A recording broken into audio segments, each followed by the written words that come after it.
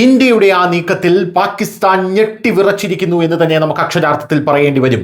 ഇപ്പോഴിതാ പാകിസ്ഥാൻ തിങ്ക് ടാങ്കുകൾ പാകിസ്ഥാനും ഏഷ്യയ്ക്കും മുന്നറിയിപ്പ് നൽകുകയാണ്. ഇന്ത്യ വളരുകയാണ്. ഒരുപക്ഷേ അമേരിക്കയോട് കിടപിടിക്കാവുന്ന രീതിയിൽ ഏഷ്യയിലെ ഒരു വൻ ശക്തിയായി നമ്മുടെ രാജ്യം മാറുന്നു എന്നുള്ളതാണ്. പാകിസ്ഥാനിലെ തിങ്ക് ടാങ്കുകൾ എന്താണ് പറയുന്നത്? അവരുടെ പ്രധാന ആശങ്ക എന്താണ്?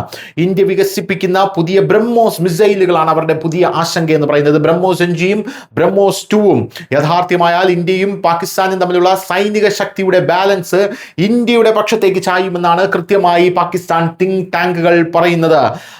ഈ ബ്രഹ്മോസ് എൻജി എന്ന് പറഞ്ഞാൽ എന്താണ്? ഇപ്പോഴുള്ള ബ്രഹ്മോസിനേക്കാൾ ചെറുതും ഭാരം കുറഞ്ഞതുമാണ് ബ്രഹ്മോസ് എൻജി എന്ന് പറയുന്നത്. അതിനാൽ തന്നെ കൂടുതൽ യുദ്ധവിമാനങ്ങളിൽ ഒരേ സമയം കൂടുതൽ എണ്ണം വഹിക്കാൻ ഈ മിസൈലുകൾക്ക് ശേഷിയുണ്ട്. ഉദാഹരണത്തിന് ഇപ്പോൾ ഒരു വിമാനം 1 മുതൽ 2 ബ്രഹ്മോസ് വഹിക്കുന്നിടത്ത് ഭാവിയിൽ അതിലും കൂടുതൽ ബ്രഹ്മോസ് എൻജി വഹിക്കാൻ അവയ്ക്ക് കഴിയുമെന്നുള്ളതാണ് പ്രധാനപ്പെട്ട കാര്യം.